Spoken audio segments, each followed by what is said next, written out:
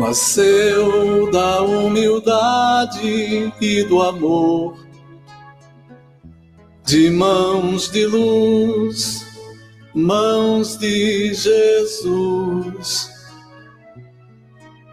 Cresceu em caridade, no serviço redentor, à sombra do Cristo Consolador. Basílio, Fego, Lívio, a nossa gratidão, e há tantos que cuidam desta casa de oração, em vibrações de amor, esclarecendo aos que precisam e levando ao sofredor a paz. Em vibrações de amor, esclarecendo aos que precisam e levando ao sofredor a paz. Em nossa odisseia evolutiva, o Cristo redivivo por Kardec é farol para nossa fé, alimento para razão, sedimentando a luz em nossos corações. Basílio, Fego, Lívio, a nossa gratidão, e há tantos que cuidam desta casa de oração, em vibrações de amor, esclarecendo aos que precisam e levando ao sofredor a paz. Em vibrações de amor, esclarecendo aos que precisam e levando ao sofredor a paz.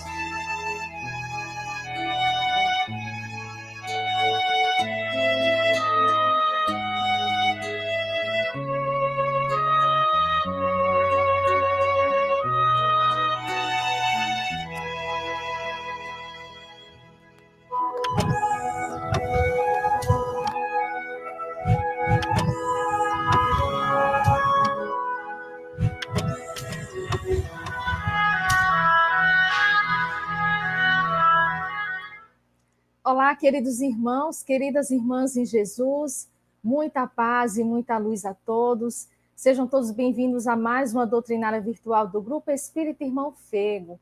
Que tenhamos uma noite de muita luz, de muito conhecimento, de muita sabedoria, que Jesus nos abençoe. Obrigada a todos que têm nos acompanhado nas redes sociais, seja pelo Instagram, pelo Facebook, pelo YouTube. Não se esqueçam de deixar o like nas transmissões e, se possível, compartilhar essas transmissões, levando o Evangelho de Jesus a tantos corações que necessitam. A leitura do Evangelho segundo o Espiritismo, na noite de hoje, é o capítulo 25, Buscai e achareis. Itens 1 e 2, ajuda-te e o céu te ajudará. Pedi e se vos dará. Buscai e achareis. Batei à porta e se vos abrirá. Porque todo aquele que pede, recebe. Quem procura, acha. E se abrirá aquele que bate à porta. Também, qual é o homem dentre vós que dá uma pedra ao filho quando lhe pede pão? Ou se lhe pede um peixe, lhe dará uma serpente? Se, pois, sendo maus como sois, sabeis dar boas coisas aos vossos filhos, com quanto mais forte razão vosso Pai, que está nos céus, dará os verdadeiros bens àqueles que lhe pedem.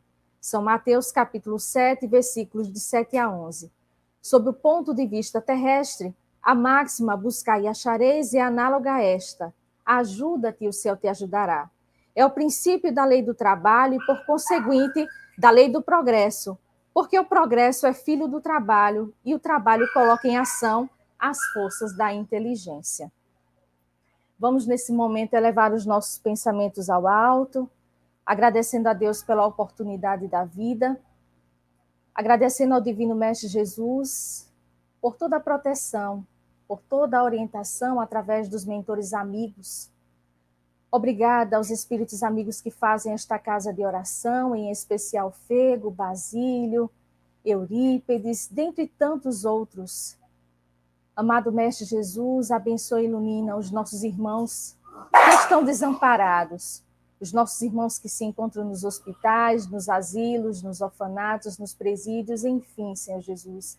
Abençoa toda a humanidade, ilumina cada um de nós. Abençoa e ilumina também o expositor da noite de hoje e que ele possa, Senhor Jesus, trazer o teu evangelho de luz e de amor aos nossos corações. Fica conosco, Senhor Jesus, hoje, por todo sempre, que assim seja. E na noite de hoje, é com muita alegria que nós recebemos aqui no Grupo Espírita Irmão Fego, nesta live doutrinária da noite de hoje, nosso querido Rafael Siqueira, que vem lá de Niterói, Rio de Janeiro. Rafael, seja muito bem-vindo. Muito obrigado, muito boa noite para cada um de vocês, que Jesus nos guarde e nos mantenha em sua paz. É uma alegria poder partilhar esses momentos de espiritualidade e de vida com os irmãos do Nordeste, com os irmãos do estado de Sergipe e igualmente com os irmãos do Brasil afora. E a gente sabe que essas lives, uma vez colocadas na internet, elas ganham os mais variados corações. Então, meu abraço fraterno a cada um de vocês e que os nossos amigos espirituais possam nos envolver em vibrações de saúde, de alegria e de muita paz. Que assim seja, Rafael, isso mesmo. Graças a Deus que temos a internet permitindo que estejamos juntos, em pensamento, em vibrações, trocando conhecimento. Nós é quem agradecemos, Rafael, por você estar conosco, por ter aceito o convite. Rafael Siqueira frequenta a Sociedade Espírita Fraternidade em Niterói, Rio de Janeiro, casa fundada pelo médium e tribuno José Raul Teixeira. Rafael é orador e colaborador na casa e também nos projetos. E hoje ele falará sobre o tema Providência Divina. Então, Rafael, receba o nosso abraço, a palavra é sua e que Jesus o abençoe. Que ele abençoe a cada um de nós. Eu, antes de começar a nossa exposição, eu tenho feito de uma forma diferente, porque uma live não é o Rafael falando, uma live é a presença de todos que já estão junto conosco.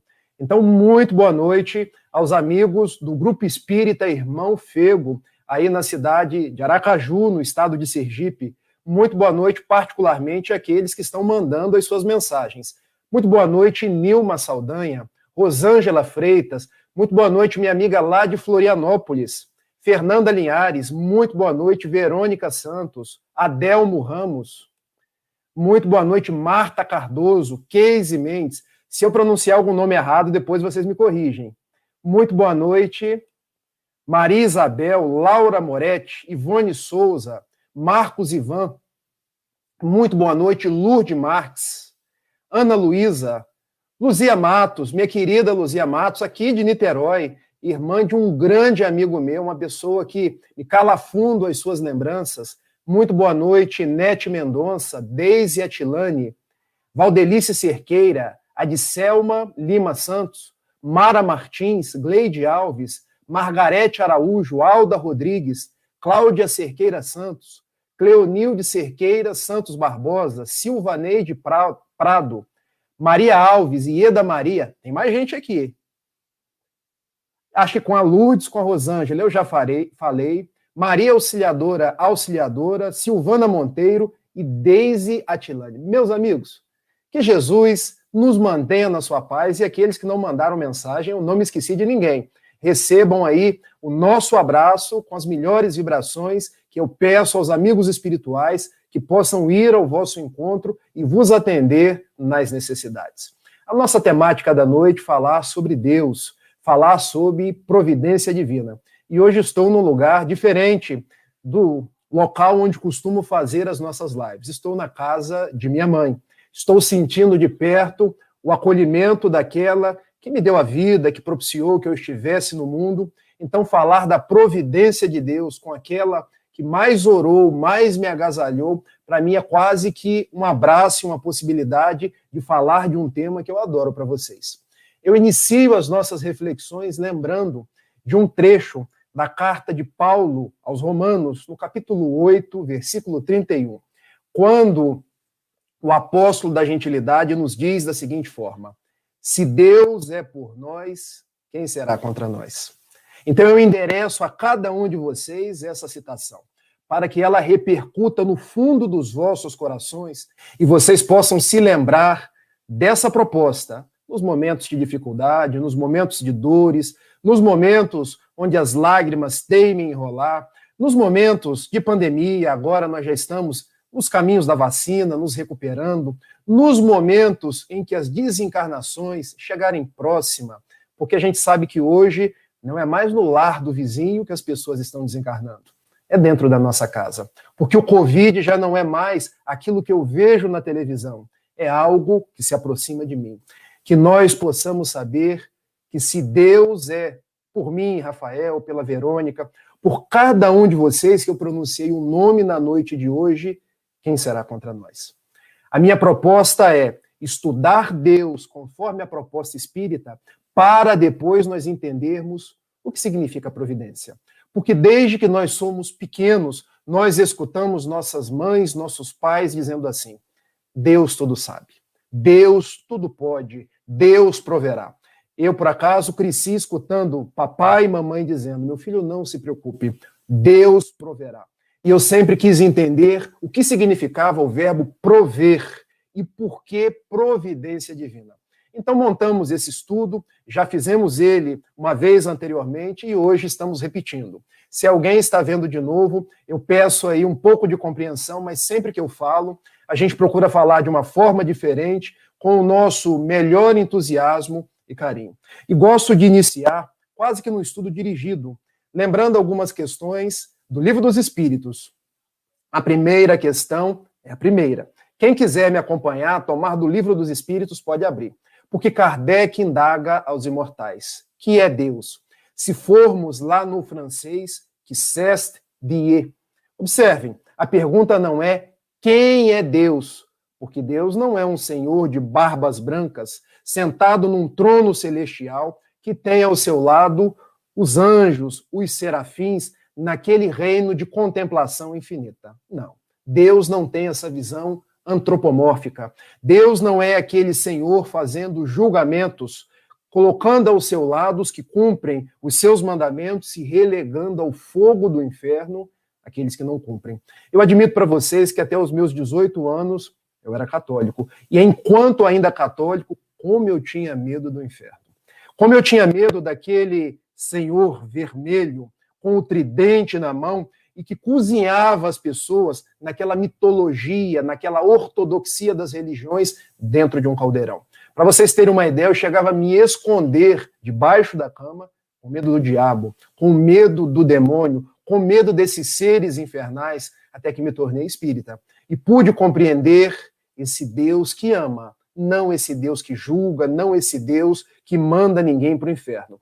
Então Kardec indaga: que é Deus? Porque ele não é uma personalidade. Observem, a pergunta também não é o que é Deus, porque esse artigo definido antes do que poderia significar que Deus é uma coisa. Deus é algo tangível que eu posso tocar. Também não é. Deus não é um objeto, não é material, também não é personificável, porque ele não é uma pessoa. E observem a resposta dada pelos bons espíritos: inteligência suprema. Causa primeira ou primária de todas as coisas. Então, a compreensão espírita de Deus é alguém que é a maior inteligência que nós podemos conceber, que criou todas as coisas, que criou o elemento material, do qual se origina tudo aquilo que nós conhecemos por matéria, que criou o elemento espiritual, os seres inteligentes do universo. Nós somos espíritos. Então, Deus criou tudo que tocamos, criou a nós, criou até mesmo aquele fluido cósmico universal, que é o gerador de todo elemento material. Bom, eu acho que por essa primeira pergunta a gente fica: bom, Rafael, você me abraçou sem me apertar, porque eu continuo sem entender o que é Deus. Mas será que nós conseguimos compreender Deus na sua essência? Será que nós podemos entender Deus igual a gente compreende um ao outro? Porque se eu olho para Verônica, eu posso dizer: Verônica é Homo sapiens, hoje aparentando-se ou estando numa proposta de evolução no planeta Terra. Não. Deus não poderia ser entendido assim como nós entendemos a nós próprios. E daí Kardec, na questão de número 10 do Livro dos Espíritos, resolve indagar. Qual a natureza íntima de Deus? Será que nós podemos entender essa natureza? E a resposta dos bons espíritos é: não. Falta-nos um sentido. Ou seja, para nós entendermos Deus na sua profundidade, nós não conseguimos, porque falta-nos um sentido. Seria da mesma forma que querer que uma criança entendesse das coisas da faculdade, entendesse de coisas que estão além das suas possibilidades. Seria como pedir aquilo que é relativo, nós, para entendermos o absoluto. Então, nós compreenderemos melhor Deus quando formos crescendo em moralidade, crescendo em intelectualidade, formos galgando a escala da questão 100 do Livro dos Espíritos para melhor entender Deus. Nada obstante nós não possamos compreender a essência de Deus, nós podemos compreender os seus atributos. E os atributos de Deus estão lá na questão número 13 do Livro dos Espíritos, porque Kardec indaga: quais são os atributos de Deus? Será que a gente pode compreender Deus pelos seus atributos? E a resposta dos bons espíritos, sim, nos dizendo que Deus é eterno, porque não tem início nem tem fim. Deus é imaterial, porque Deus não é matéria. Deus é infinito, Deus é único, ou seja, não existem outros deuses. Deus é onipotente, Deus é onisciente, Deus é soberanamente justo e bom. Então, a nossa compreensão de Deus é aquele que criou todas as coisas, que eu não consigo compreender na sua essência, na sua intimidade, mas eu sei que ele é justo, que ele é bom, que ele tem todo o poder e que ele sabe de todas as coisas. Já caminhamos um pouco, mas precisamos caminhar um pouco mais. E agora nós saímos do Livro dos Espíritos e vamos para a Bíblia. Rafael, mas espírita estuda a Bíblia? Estuda, e por que não estudaria? Se o próprio Evangelho segundo o Espiritismo, Kardec foi beber da Bíblia de Saci, que era a Bíblia que tinha à época na Europa, para trazer uma visão, uma leitura espírita da Bíblia. O que nós estudamos hoje em o Evangelho segundo o Espiritismo são as lições de Mateus, as lições de Lucas, as lições de Marcos, as lições de João. E para entender o Novo Testamento, nós precisamos remontar muitas vezes ao Antigo Testamento. Então, espírita, lê Bíblia, lê o Antigo, lê o Novo Testamento, vai do Gênesis ao Apocalipse. Pode não ser costume nosso, mas para entender o Espiritismo, terceira revelação, muitas vezes nós precisamos volver à primeira revelação, Moisés, à segunda, Jesus, para entender as vozes dos Espíritos. E eu quero remeter vocês agora à primeira carta do apóstolo João, porque João escreveu o Evangelho, o texto do Apocalipse e mais 3 cartas. E na sua primeira carta, capítulo 4, versículo 8, ele nos traz uma visão espetacular de Deus, porque ele diz assim: quem não ama, não compreende a Deus, porque Deus é amor. Observem a profundidade de talvez um dos maiores médiuns que a humanidade já conheceu.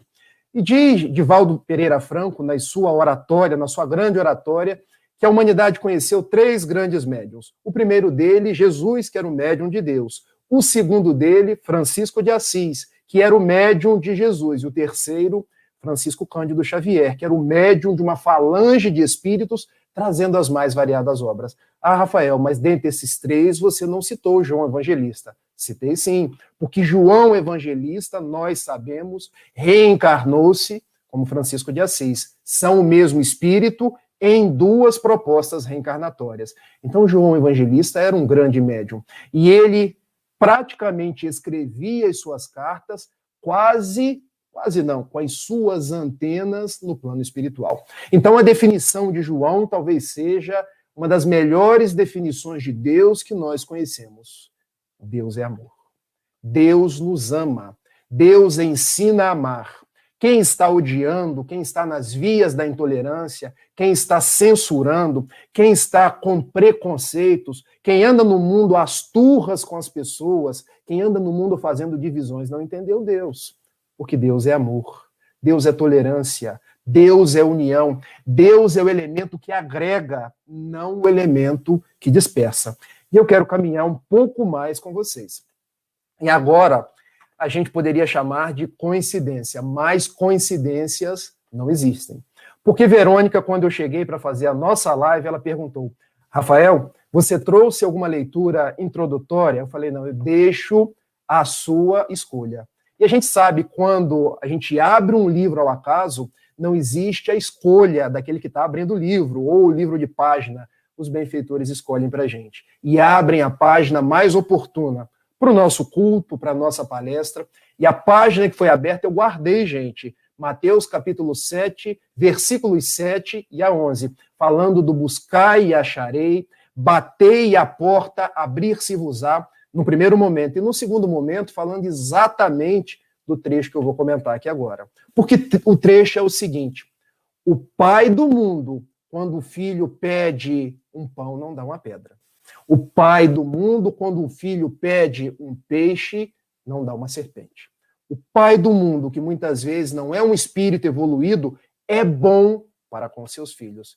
Imagine Deus, que é o pai de amor. Ou seja, se o pai do mundo é bom, Deus, que é o pai de todos, é ainda melhor. E Jesus ainda nos traz a forma de nós nos conectarmos com Deus, chamando de pai. Ou seja, Deus é nosso pai. Deus é a pater-maternidade, porque Deus não tem sexo. Deus é o criador de todas as coisas, cujo relacionamento conosco é de pater-maternidade, porque Ele nos ama, porque Ele nos quer bem, porque se Ele é por nós, quem será contra nós? Se o pai do mundo não dá coisas ruins, imagine Ele, que é todo amor. E agora que nós já entendemos um pouco o que é Deus, nós vamos para providência. E providência eu peço vocês para ler um trecho desse livro aqui. A Gênese. O 5º livro da nossa codificação espírita, codificação de Kardec, onde Kardec fala sobre providência de Deus. Logo aqui, na primeira parte, no capítulo destinado a Deus, a providência. E o primeiro parágrafo diz assim: a providência é a solicitude de Deus pelas suas criaturas. Deus está em toda parte, tudo vê, a tudo preside, mesmo as menores coisas. É nisso que consiste sua ação providencial. Então, o que é providência? Providência é solicitude. Bom, a palavra pode parecer difícil, mas quando vamos ao dicionário, nós entendemos: solicitude é bondade. Solicitude é zelo, solicitude é cuidado. Então agora a gente fecha um raciocínio linkando todas as leituras que eu fiz. Deus é o criador de todas as coisas. Eu não compreendo a sua essência porque eu ainda sou uma criança espiritual, mas eu sei que Ele é eterno, único, imaterial, soberanamente justo e bom. O apóstolo João nos diz: Ele é todo amor. Jesus chama Ele de Pai.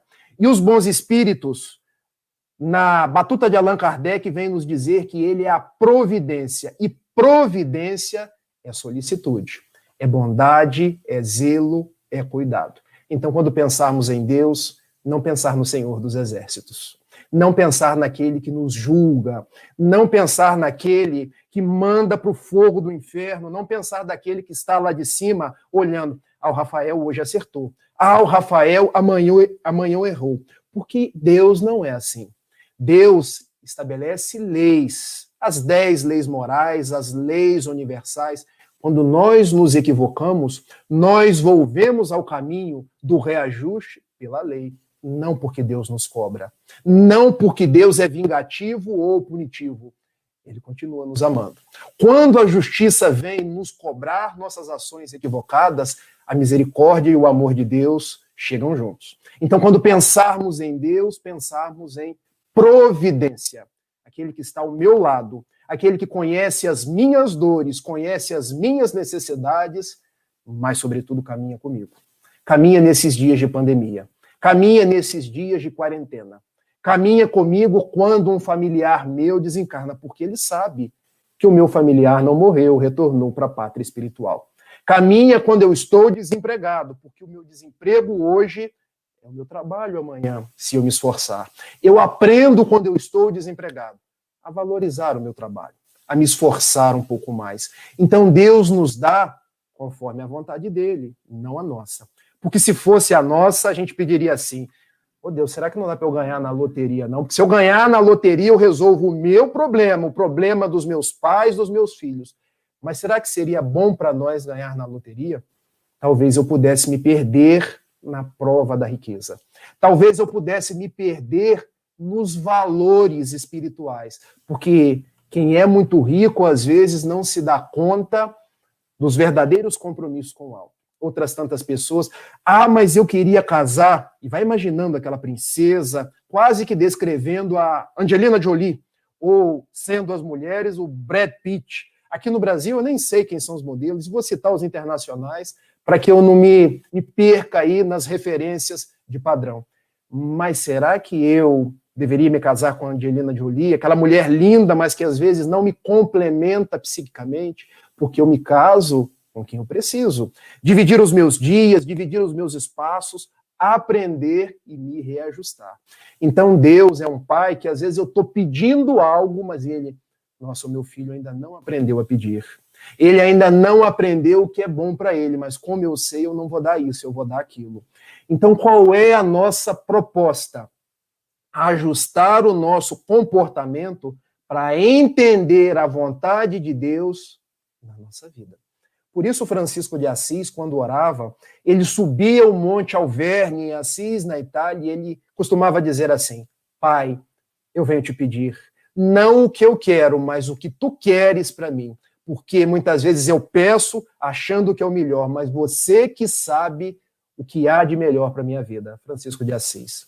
Jesus, quando estava próximo ao dia da sua desencarnação, ele: afasta de mim esse cálice. Porque Jesus teve os seus momentos de dificuldade, nada obstante seu espírito mais perfeito que veio ter conosco, mas que se cumpra a sua vontade. Ele dizia ali na oração do Getsemane, deixando para cada um de nós: Deus sabe de todas as coisas. Deus sabe os fios de cabelo da nossa cabeça. Não cai uma folha de uma árvore sem que seja da vontade do Criador. Então, meus amigos, é para a gente ter certeza, é para a gente ter segurança, é para nós seguirmos em frente. Porque muitas pessoas ainda hoje dizem crer em Deus, mas esse crer é apenas uma crença, é apenas aquela situação de quando tudo está bem, ai, que bom, Deus é por mim, mas quando as coisas estão difíceis, Deus se afastou de mim. Não, Deus não se afastou. Eu é que não estou compreendendo o que Ele quer me dizer, quer me ensinar com essa situação. Eu estou sempre aprendendo algo. E para isso a gente precisa meditar na palavra fé. Nós precisamos desenvolver a nossa fé, desenvolver a nossa confiança em Deus, porque ter fé não é apenas acreditar. Ter fé é algo mais profundo, é entregar-se nas mãos de Deus, é confiar que Deus está do meu lado. Porque acreditar, a gente acredita em tanta coisa. Os torcedores do Flamengo, por exemplo, todo ano acreditam que o Flamengo vai ser campeão. Isso é uma crença. O Flamengo pode ser campeão, como pode não ser campeão. Aqui no Rio de Janeiro, por exemplo, a gente costuma olhar para o céu e amanhã vai dar praia, mas isso é uma crença, porque amanhã pode descer o aguaceiro e não dar praia. Mas o nosso relacionamento com Deus tem que ser um relacionamento diferente. Tem que ser aquele relacionamento que Joana de Ângeles, num dos seus livros da série psicológica, ela intitula Entrega-te a Deus. Entrega teus passos, teus destinos a Deus. E eu quero citar alguns exemplos, porque vejam, se eu tomar de um avião hoje, aqui em Niterói, para ir até aí, Aracaju, fazer essa palestra presencialmente no Irmão Fego, eu vou até o Santos Dumont, entro no avião e vou chegar assim para o piloto e perguntar: olha, você jantou esta noite? Você está com seus exames psicotécnicos em dia? Você tem o seu brevet para pilotar? Não, ninguém faz isso. Nós nos entregamos nas mãos do piloto. A gente deita na poltrona com a certeza de que nós vamos sair de Niterói e vamos chegar no Sergipe sãos e salvos. O grande problema é que a gente, às vezes, confia no piloto do mundo e não confia em Deus, porque a nossa crença em Deus, ela está assim, mas será? Será que Deus não perdeu o controle da Terra? Não perdeu, porque somos 200 bilhões de galáxias. Dentro dessas 200 bilhões, uma é a Via Láctea. Nessa Via Láctea, 100 bilhões de sóis. Dentro desses 100 bilhões de sol, um é o nosso, ao redor do qual giram 9 planetas. 9 não, porque um foi rebaixado à categoria de planeta não. Giram 8 planetas. Um é um pequenino planeta chamado Terra. Vocês acham que em 200 bilhões de galáxias Deus perdeu o controle do nosso pequeno planetinha? Não, não perdeu. Nós é que estamos perdendo a fé. E eu vou dar alguns outros exemplos. Eu vou fazer uma cirurgia que seja necessária. Eu chego, por exemplo, para o anestesista, que eu não conheço, que é uma pessoa que é de confiança do meu médico, não é da minha confiança. Olha, o senhor, por favor, dê anestesia naquele lugar direitinho, não pode ser 1 milímetro para lá, nem 1 milímetro para cá, nem para cima, nem para baixo. Você pode me aleijar. Quem é que faz isso? Ninguém faz isso. A gente se entrega na mão do médico, mas muitas vezes não se entrega na mão de Deus.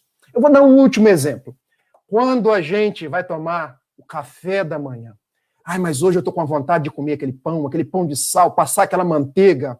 Aqui no Rio de Janeiro a gente gosta de mortadela. Muitas pessoas dizem mortandela. Tá valendo, tudo tá valendo. A gente vai na padaria e compra aquele pão, ele sai torradinho. Alguém entra lá no forno, ô padeiro, tá tudo em dia com esse pão? Essa farinha aí não tá vencida não?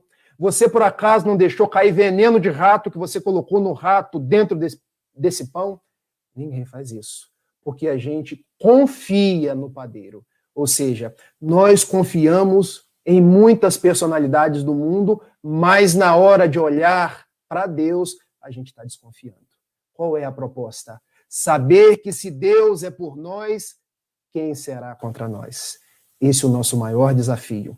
E o desafio de, nos momentos difíceis, nos momentos de dificuldade, nos momentos de pandemia, Deus, eu estou aqui.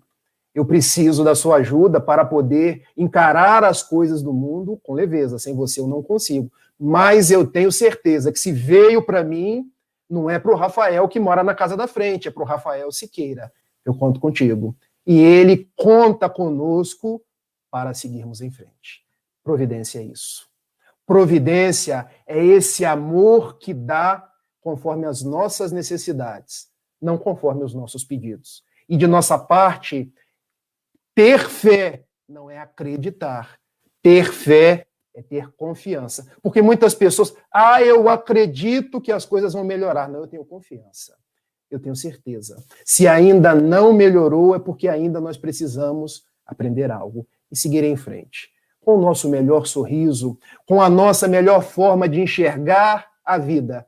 Porque nós somos filhos de Deus, filhos do Altíssimo. Ninguém pode renegar o próprio DNA, porque se somos criados por Deus, a nossa intimidade tem um DNA, o DNA divino. Eu vejo muitas pessoas dizendo assim, eu não acredito em Deus. Está no direito delas. Nós temos que dar o direito às pessoas de serem como elas são. Nós não fazemos proselitismo. Mas já se deram conta que quando estão no hospital, Rafael, não dá para você fazer uma oração, não? Mas fulano, você não acredita em Deus? Mas a dor está tão forte, ora por mim. Quantas são as pessoas que me pedem orações? Quantas são as pessoas que me pedem, Rafael, reza lá para os seus espíritos. Olha, mas você nunca acreditou em nenhum deles, às vezes até fez chacota de mim. Não. Mas agora eu estou entendendo que a vida, ela precisa de um grande arquiteto, de um grande criador. Porque quem fez as flores? Das mais belas cores, dos mais variados perfumes, senão Deus. O homem até decodificou o genoma, mergulhou no fundo do DNA, mas o homem não consegue ter a grandiosidade de Deus, porque antes do homem decodificar o próprio DNA, Deus já sabia que o homem ia fazer isso porque Deus está dentro do próprio homem. Deus é que impulsiona os próprios impulsos humanos para que a sociedade possa avançar. Eu quero contar duas histórias, porque o tempo, quando eu estou falando de Jesus, parece que ele corre assim, corre rápido, como se o nosso relógio tivesse pilha Duracell. Conhecem pilha Duracell? Quando a gente olha, o tempo já passou. E duas histórias, uma foi contada por Divaldo Pereira Franco, outra por Raul Teixeira. Eu repito essas histórias porque eu escutei deles próprios. Porque uma coisa é quando a gente liga, assiste uma palestra ou escuta uma pessoa contando, a gente conta daquilo que nos contaram, essa não. Essa eu escutei o Divaldo contando e escutei o Raul contando. E vou contar a primeira do Divaldo, porque o Divaldo, uma vez, no seu ciclo de palestras aqui na cidade do Rio de Janeiro, e ele costuma vir todo ano, quando não pode vir fisicamente, ele vem virtualmente. Inicia por um clube e termina na UERJ. E numa dessas palestras ele narrou que ele costumava dar passes numa pessoa com câncer. E nesse instante aqui eu jogo as minhas melhores vibrações para todos os cancerosos, para todos que ainda têm o coronavírus, para todos os que têm as mais variadas doenças. E Divaldo ia, colocava a sua mão e transmitia os seus melhores fluidos, os fluidos espirituais, porque as energias são mistas. E naquela tarde em especial, ele sentiu a aproximação do doutor Adolfo Bezerra de Menezes. E doutor Bezerra chegando e Divaldo, nossa, o benfeitor está aqui. E ele orava com mais fervor, ele doava-se com mais desvelo. Num determinado momento, doutor Bezerra falou com Divaldo, nosso amigo vai ficar bom. O grande problema é que os médiuns fazem as interpretações conforme as coisas do mundo. Divaldo ficou todo satisfeito, achando que o homem fosse, de fato, melhorar organicamente. Ele terminou o passe, e como nós gostamos de contar as coisas uns para os outros, ele foi logo correndo contar para a esposa. Nossa, você não sabe quem eu vi. O doutor Bezerra de Menezes. E ele me disse, o seu marido vai ficar bom. A mulher arregalou os olhos, soltou aquele sorriso. Ah, então você volta amanhã, porque vai ter refrigerante, vai ter salgadinho, e eu quero que você seja o meu convidado especial. E Divaldo, ainda não era o Divaldo de hoje, 94 anos, era um jovem Divaldo, aquele jovem baiano. Aí eu volto. E no outro dia, ele retornou. Na porta da casa havia uma coroa de flores, e Divaldo pensou, que esquisito, eu estive aqui ontem, e doutor Bezerra me disse que o homem iria ficar bom. Deve ter morrido a esposa. Coitadinha dela. Tão jovem, uma mulher com tanta vitalidade, desencarnou de ontem para hoje. E no Pino. Ah, mas eu vou correr lá, eu vou dar um abraço nela, eu vou cumprimentar todo mundo. Divaldo entrou pela porta, a mulher saiu acalorada e disse, meu irmão, eu não acredito mais em você. Eu não acredito em Joana de Ângeles, eu não acredito em mediunidade. O meu marido morreu. E Divaldo, meu Deus, o que aconteceu? Eu tenho certeza, o doutor Bezerra de Menezes esteve comigo. Ficou quieto. E foi para a beirada do caixão e começou a orar o seu amigo. E orando, quando aproximou-se o doutor Bezerra de Menezes, e ele resolveu ir à forra com os espíritos perguntando, doutor Bezerra, você não disse que o homem ia ficar bom? O doutor Bezerra, com aqueles olhos verdes, que parecem o mar da Galileia. Doutor Bezerra, que é a presença de Cristo no meio de nós, respondeu, meu filho, ele está ótimo. Ele do lado de cá não tem câncer mais. Ele está guardado por familiares dele que o precederam na pátria espiritual. Eu mesmo estou tomando conta do caso. Então, o que vocês viam como um homem se debatendo contra o câncer, do lado de cá ele já está saudável, com outros familiares e eu próprio cuidando do seu caso. Divaldo chorava, sorria e compreendeu que a voz de Deus, que a providência de Deus vem até nós, não conforme a nossa vontade ou o nosso entendimento, mas conforme o que é melhor na visão de Deus. Doutor Bezerra tinha falado certo. O homem iria ficar bom, mas não no plano físico, no plano espiritual, onde ele estava ótimo. Terminada a oração, foi falar com a esposa. Olha, seu marido está ótimo. E o que o Bezerra me disse ontem se concretizou. Ele iria ficar bom, mas não aqui no plano físico, no plano espiritual. E contou tudo aquilo que Bezerra disse para ela. Ambos se abraçaram. A mulher perdoou Divaldo, voltou a acreditar nos espíritos, em Joana de Ângeles. E essa história para nós é entendermos como funciona a providência divina. Às vezes não, gente, porque todos nós vamos desencarnar. Mas aqueles que são queridos, nossos pais, nossas mães, nossos irmãos, nossos filhos, eles vão desencarnar. E nós não sabemos se nós vamos antes ou se nós vamos depois, porque a hora só o Pai sabe. Retornar para o plano espiritual é uma coisa normal. Nós já morremos muitas outras vezes, porque nós já passamos por outras encarnações. Nascemos, crescemos, desencarnamos e volvemos à vida. Daí, o fato de retornar para o mundo maior no processo da desencarnação, é lógico que nós vamos sentir a dor saudade, mas não podemos transformar em dor revolta, porque quando nos revoltamos, nós deixamos de entender Deus que nos ama, de entender a providência do Pai nas nossas vidas. Quando olhamos, então, essas 430 mil pessoas que retornaram ao lar espiritual, pensemos, eles estão guardados por Deus, por benfeitores zelosos, por familiares que os precederam, eles estão na verdadeira casa. É lógico que a intangibilidade, o fato de não poder abraçar, de não poder beijar, de não poder conversar, nos traz dor. Mas a providência de Deus, a proposta espírita, nos faz entender, eles vivem, eles estão vivos, e nada obstante nós não possamos tocá-los mais, nós podemos pressenti-los pela acústica da nossa alma, pelas nossas orações, pelas nossas vibrações, porque a imortalidade, como dizia Camille Flammarion, nas exéquias do seu amigo Allan Kardec, a imortalidade é a luz da vida, assim como o sol é a luz da natureza. Não te direi adeus, meu caro Allan Kardec, te direi até breve, porque a vida continua. Ao olharmos, então, para esses corpos inertes, essas notícias sempre pessimistas da televisão, digamos, até breve. Porque o plano espiritual é muito mais bonito que do lado de cá, e não é o Rafael que está dizendo isso. O plano espiritual tem facetas que nós não conhecemos. Tudo que nós temos aqui hoje, internet, avanços tecnológicos, saiu de lá para cá. Então não guardemos o medo da desencarnação. O nosso receio deve ser da forma como estamos vivendo. Será que estamos agindo no bem? Será que estamos fazendo o nosso melhor? Porque desencarnar é um processo natural. Eu costumo brincar que desencarnar é assim. Rafael recebeu o WhatsApp, desencarnou. Ah, mas o Rafael não fez a palestra ali há 30 minutos atrás, mas quem garante que Deus não vai me chamar 30 minutos depois? Eu não estou me agourando, nem estou agourando quaisquer um de vocês. É porque para Deus, para os benfeitores espirituais, isso é natural. Vir, voltar, já fizemos isso tantas vezes. Então, ao olhar para o Pai, sem revolta, sem relacionar-se com Deus como quem escreve uma carta para o PROCON. Como é que escreve uma carta para o PROCON? Olha, Deus, por que você fez isso comigo? Por que você levou o meu pai? Bom, porque antes de ser o meu pai, o meu irmão e meu filho, ele é filho de Deus.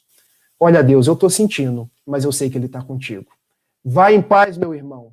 Até breve. Um dia estaremos juntos. Ou como dizem os jovens aqui de Niterói, vamos junto. Porque é isso que o estudo espírita nos traz. A outra história contada por José Raul Teixeira. E essa eu escutei lá na Sociedade Espírita Fraternidade. A minha casa, a nossa casa, que eu espero que um dia vocês possam visitar fisicamente. Quem não puder pode visitar em uma das nossas palestras, a quarta-feira. O nosso Raul já tem feito algumas orações e até mesmo algumas palestras. Quem quiser pode se inscrever no nosso YouTube. Quando o Raul for falar, relembrem a sua forma amorosa, a sua forma didática, a sua forma assertiva de falar. Porque ele narrava que ele gostava muito de ir ao interior de São Paulo. E lá ele tinha uma amiga que dava aulas, uma amiga professora, que sempre que ele ia, o abraçava, o pegava, o levava para fazer as palestras e dizia para ele assim: sabe, Raul, eu tenho um sonho. O meu sonho é acolher algumas crianças, poder ser mãe daqueles que não têm pais. Mas eu hoje não dou conta, porque a gente sempre não dá conta daquilo que a gente quer fazer. Ela dizia, eu tenho 2 matrículas, eu já tenho meus filhos dentro de casa, eu tenho que preparar aula, eu tenho que corrigir prova, eu tenho que fazer compras. A vida de todo mundo é assim. Mas encontremos um tempo para Deus. Encontremos um tempo para as atividades nobres, porque é isso que nos eleva, é isso que nos traz paz. E Raul, sentindo a presença de Camilo, dizia: minha irmã, se você não consegue abrir uma creche, se você não consegue fazer algo grandioso, faça aquilo que está dentro das suas possibilidades. Adote uma criança ou cuide de uma criança financeiramente, ainda que você não a traga para dentro de casa, mas não postergue para frente. Um dos lemas do nosso benfeitor Camilo, e Luzia sabe disso, Luzia que está aqui conosco na live, o nosso melhor momento é hoje e agora. Viva o hoje, viva o agora, servindo Jesus. Então tem aquela frase carpe diem. O carpe diem não é apenas para a gente gozar a vida, mas para viver a vida fazendo o nosso melhor. E Raul dizia: Raul, quando eu me aposentar, eu vou fazer isso. E todos nós temos essa questão da aposentadoria. E hoje, será que nós vamos aposentar? Porque a aposentadoria está ficando cada vez mais para frente. Eu acho que eu morro, desencarno, trabalhando no Banco do Brasil. Mas o fato é que o tempo ia passando, Raul ia, Raul voltava. Um dia Raul encontrou-se com aquela professora e ela estava magra, esquálida, já desbotando. Meu irmão, o que aconteceu? Raul, eu descobri que eu tenho um câncer cruel, já com várias metástases pelo corpo. Eu não tenho muito tempo de vida. Aliás, os médicos não me dão nem 6 meses. Eu vou desencarnar, Raul. Como é bom ser espírita. Como foi bom ter te conhecido. Como foi bom poder fazer aquilo que eu gostaria, mas o meu grande sonho eu não realizei. Talvez fique para a próxima. Mas aquela mulher tinha algo na cabeça que não contou de imediato a Raul. O certo é que o benfeitor Camilo apresentou-se para ele e lhe disse: Raul, chegou o momento dela. Todos nós temos uma época aprazada para nascer e a época aprazada para retornar. Gente, quando eu digo isso, eu não estou dizendo dia e hora. Nós temos um gênero de vida, nós temos uma época, porque tem gente que acha: mas eu vou morrer no dia tal, na hora tal. Não é isso que diz o Espiritismo. Nós programamos um gênero de vida, um gênero de provas, no meio do qual eu vou flutuando de acordo com o meu livre-arbítrio. E Raul saiu daquela cidade aquela vez achando que não iria encontrá-la mais. Para sua surpresa, no ano seguinte, ele visitando de novo aquela cidade, lá estava ela. Já mais rosada, já falando de uma forma melhor, e ele: o que se passa? Você está bem melhor. O que aconteceu? Raul, sabe de uma coisa? Eu tinha 6 meses de vida. Eu resolvi aproveitar esses 6 meses da melhor forma possível. Sabe o meu sonho? Sei. Eu comecei a tomar conta de uma criança, depois eu vi que dava para tomar conta de 2, de 3, ajudei outras à distância, porque 6 meses eu falei: eu vou fazer o meu máximo, no mínimo que eu tenho. Passaram-se 1, 2, 3, 4. Quando eu fui no oncologista, ele disse: eu não sei o que está acontecendo. Os seus exames diagnosticam uma regressão das metástases e o próprio câncer está encolhendo. Isso deve ser um milagre. Eu não acredito em milagres porque eu sou um cientista, mas não há outra explicação para o seu caso. E ela respondeu assim: doutor, se Deus é por nós, quem será contra nós? A resposta para o meu caso talvez chame-se amor, desvelo, renúncia. Eu resolvi dar um sentido à minha vida e talvez este seja o grande propósito de eu estar melhorando.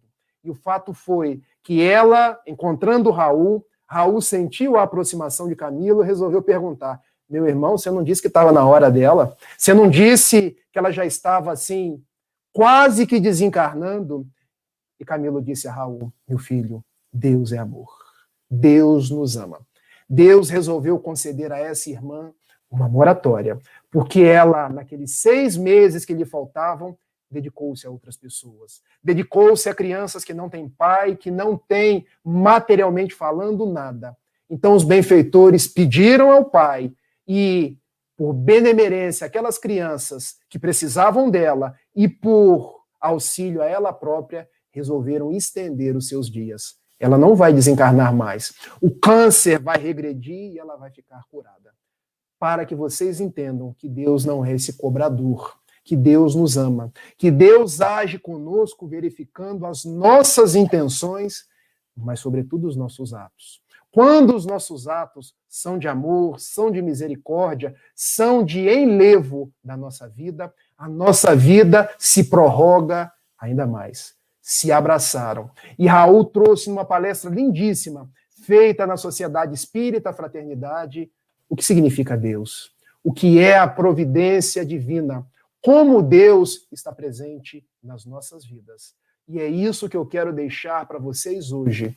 Deus é a presença constante no interior da nossa intimidade. Deus é aquele Pai amoroso que sabe de todas as nossas dores. Deus não desiste de nenhum de nós. Mesmo aquele filho mais complicado, mesmo aquele filho pródigo da narrativa do apóstolo Lucas, tem ao seu lado a misericórdia de Deus. Sigamos em frente. Não percamos a esperança. Não percamos o brilho nos olhos. Não percamos a certeza que esse momento de tempestade, como diria Sueli Caldas Schubert, que nós devolvemos ao plano espiritual agora na semana passada. E ela costumava dizer, após a borrasca, após a tempestade, há de raiar o sol. O sol de Deus, o sol da nova era, o sol dos novos propósitos na vida de cada um.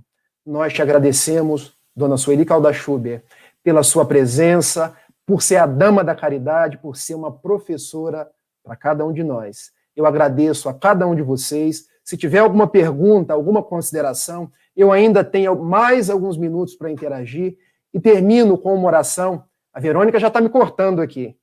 Termino com uma oração de José Silvério Horta. É porque eu passo as perguntas para você, você responde, fique tranquilo, não se preocupe não, viu? Então, vamos fazer o seguinte, Verônica. Se tiver pergunta, eu respondo, eu faço oração no final. Hoje, perfeito, eu já ia lhe pedir isso. Você, olha a sintonia, tá vendo?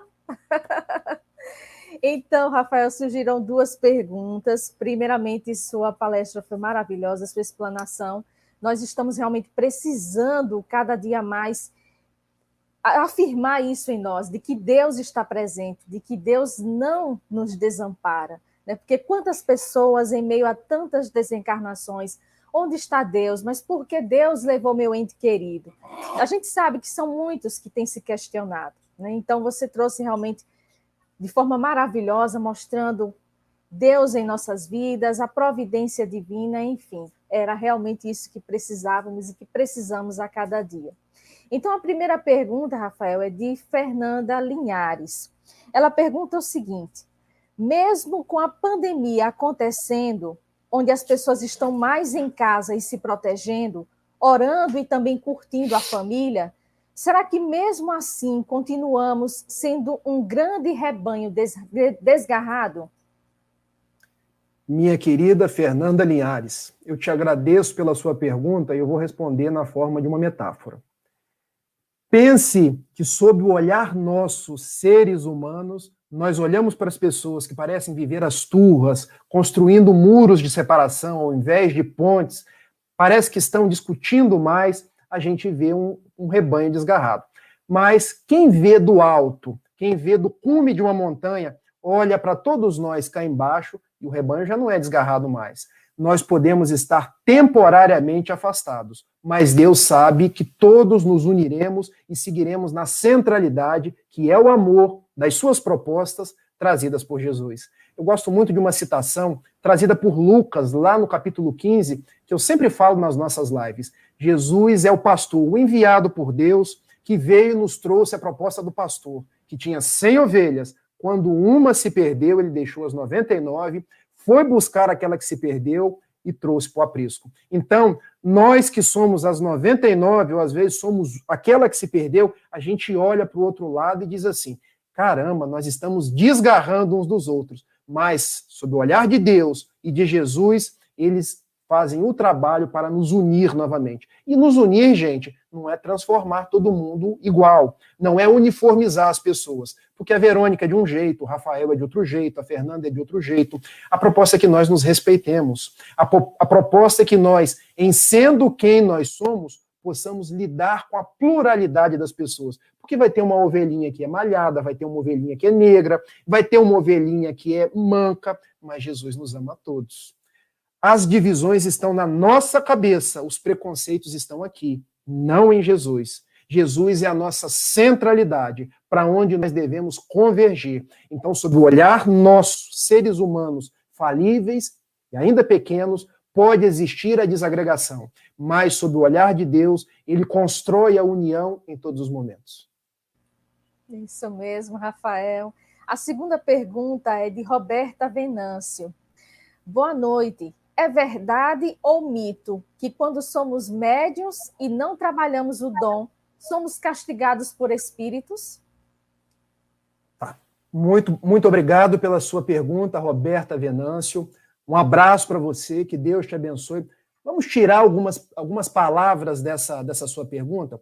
Primeiro vamos tirar a palavra castigo, porque nós não somos castigados por Deus, nós não somos castigados por espíritos. Essa palavra castigo, ela vem da ortodoxia das religiões tradicionais, das quais nós viemos, e trazemos esses atavismos de que se existe pecado, deve haver punição, que se existe culpa, deve haver castigo. Mas nos diz a benfeitora Joana de Ângeles que no dicionário da vida futura nós vamos tirar a palavra pecado e a palavra culpa e substituir por responsabilidade. Nós não pecamos, nós não temos culpa, nós temos responsabilidade. A responsabilidade é aquilo de saber que nós temos determinados compromissos. Agora, a não assunção do compromisso não vai me trazer um castigo. Porque se Deus é um pai, que o pai do mundo, quando o filho pede um pão, não dá uma pedra, que dirá Deus. Então, é verdade ou mito que quando somos médiuns, todos nós somos médiuns. Capítulo 14 do livro dos médiuns. Nada obstante, uns sejam de uma forma mais ostensiva. E esses são aqueles que nós chamamos os médiuns propriamente ditos. E não trabalhamos o dom, somos castigados? Não é verdade.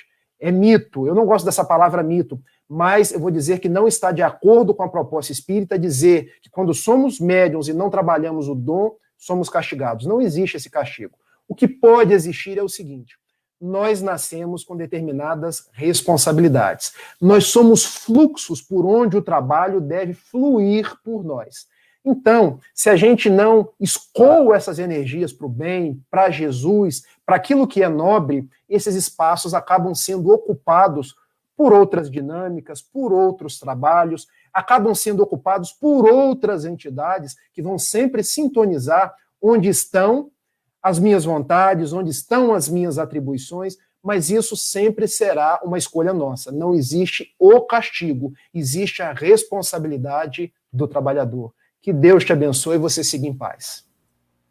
Isso mesmo, Rafael. Ela fez uma pergunta aqui, eu vou responder aqui pelo Grupo Espírita Irmão Fego e gostaria que você respondesse pela Sociedade Espírita Fraternidade. É a mesma Roberta Venâncio, ela pergunta: Verônica, o centro está com palestras presenciais? Bem, o Grupo Espírita Irmão Fego não, estamos somente com as lives. E aí? Você, Rafael Siqueira? Sociedade Espírita Fraternidade, palestras online, palestras, estudos online.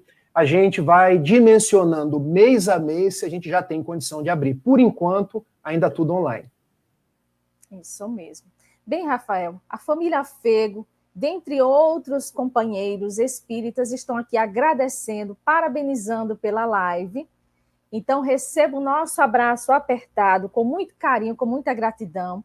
E eu gostaria que você estendesse esse nosso abraço ao nosso querido Raul Teixeira, você que está aí pertinho dele, em Niterói, Rio de Janeiro. Estenda esse nosso abraço da família Fego para ele, com muito carinho, muita gratidão, muita saúde, muita paz para ele, para você e para todos os componentes da Sociedade Espírita Fraternidade, viu? Muito obrigado, viu? E gostaria, então, que você fizesse a nossa prece de encerramento. Com certeza. E eu quero envolver a todos vocês que estão aqui no nosso chat, seus familiares, quero envolver o nosso Brasil, os nossos governantes, quero envolver aqueles cujos nomes passam nas nossas mentes, e lembrar de Chico Xavier, lembrar de um padre, um monsenhor, que vindo da espiritualidade, onde não existiam disputas por religião, porque a religião era o amor, e pelas mãos de Chico Xavier escreveu no Parnaso de Além-Túmulo o Pai Nosso, porque Deus é amor, Deus é providência, dizendo assim: Pai nosso que estais nos céus, na luz dos sóis infinitos, Pai de todos os aflitos, neste mundo de escarcéus, Santificado, Senhor, seja o teu nome sublime, que em todo o universo exprime concórdia, ternura, amor. Venha ao nosso coração o teu reino de bondade, de paz e de claridade na estrada da redenção. Cumpra-se o teu mandamento, que não vacile nem erra, nos céus como em toda a terra, ainda de lutas e de sofrimento. Evita-nos todo o mal e dá-nos o pão do caminho, feito com a luz e com o carinho do pão espiritual. Perdoa-nos, meu Senhor, os débitos tenebrosos de passados escabrosos de iniquidade e de dor. Auxilia-nos também, nos sentimentos cristãos, a amar os nossos irmãos que permanecem longe do bem. Com a proteção de Jesus, livra a nossa alma do erro, neste mundo de desterro, distante da tua luz. E que a vossa ideal igreja seja o altar da caridade, onde se cumpre em verdade o vosso infinito amor. Hoje, agora e sempre, Senhor. Muita paz, que Jesus vos abençoe. Um beijo e até a próxima. Seja, Rafael. Para você também, tudo de bom. Tchau, Rafael. Tchau. Obrigada a todos vocês que estiveram conosco na noite de hoje. Sérgio Machida, receba o nosso abraço apertado, com muito carinho, com muita gratidão. A toda a equipe da Rádio Espírita do Paraná e também da Rede Mundial de Emissoras Espíritas. Que Jesus abençoe a todos. Obrigada por terem estado conosco na noite de hoje. Muita paz e muita luz.